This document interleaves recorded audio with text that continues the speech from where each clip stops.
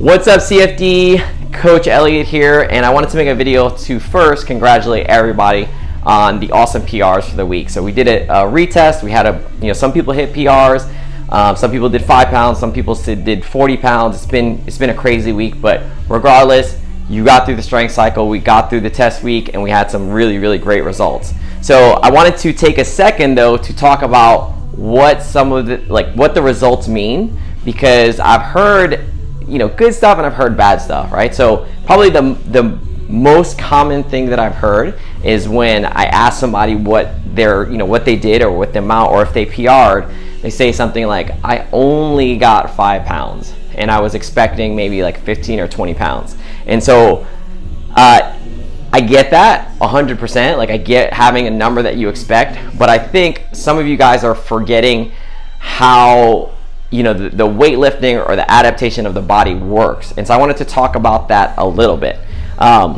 Before I talk about that, I also want to real quick just remind everybody that everyone here, if you're not competing, like if you're not competing for a powerlifting competition, or if you're not competing for something specific, you should be proud of every and any lift and any workout that you do when you come in here, okay? You're not going to lift your max every time. You're not going to come in here and always PR something, and we'll talk about why that happens. But regardless, is that you're in here, and because you're in here, and if you've been in here for a while, I guarantee that you're fitter and healthier than probably 90% of the earth. That's just like off the top of my head, but you're fit and you're healthy and you're doing something, and that's what counts, right? So again, don't get bummed out. Be proud of every time you come in here, you lift and you do awesome things. So let's talk about a little bit about why you may have see only a 5 pound PR. All right. So guys, if you have never seen this, this is CrossFit's 10 domains of fitness. So you have cardio, vascular, respiratory, endurance, stamina, strength, flexibility, power, speed, coordination, agility, balance, and accuracy. So those are the 10 domains of fitness. Those are the things that we work towards. Okay. Now, some of these require a physical adaptation, which means like our bodies, your muscles have to change, right? Like we've got to have a physical adaptation. Some of these are going to require neurological adaptation, which means our nervous system changes or adapts for that to happen, okay? Physical adaptations require training, which training means stuff that you're doing. You're lifting heavy weights, you're doing metcons, you're doing them intensely, you're doing stuff like that. That's going to be training, right? A neurological adaptation takes practice, which means that's like lifting under 60%. That's getting on a box and just practicing a J-hook over and over on a rope. That is making sure that you're in a really good hollow position and an arch position and never actually doing a pull-up or a muscle up. That's going to be practice. That's like the boring stuff that nobody wants to do, right? But it's super important.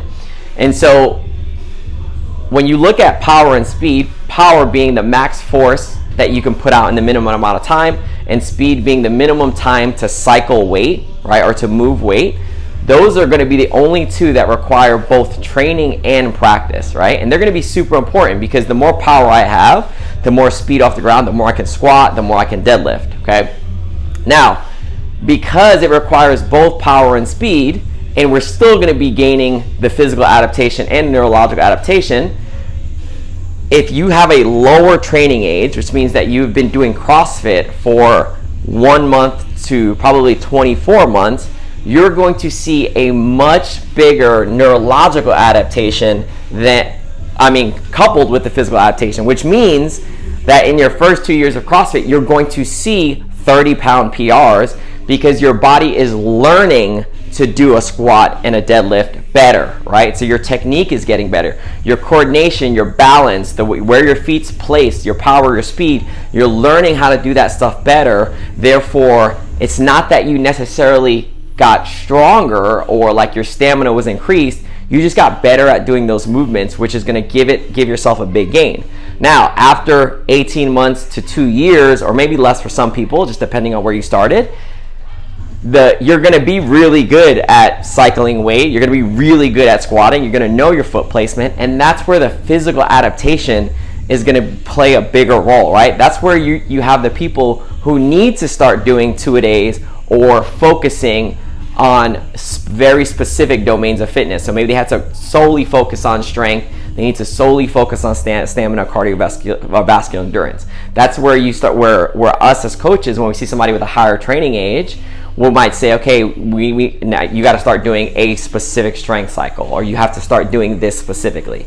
So keep that in mind, guys. If you have been doing CrossFit for a long time, it's kind of, first 2 years is always really fun because you just PR every time you pick something up. But that's not always going to be. The real work is going to start, after, which is when you really have to hone in like what you're weak at and really work on those things, right? And honestly, practice is going to take just as big a role. Like, you can only climb so many ropes, and your physical adaptation is only going to play so much of a role until you have to practice your accuracy, your balance, your coordination.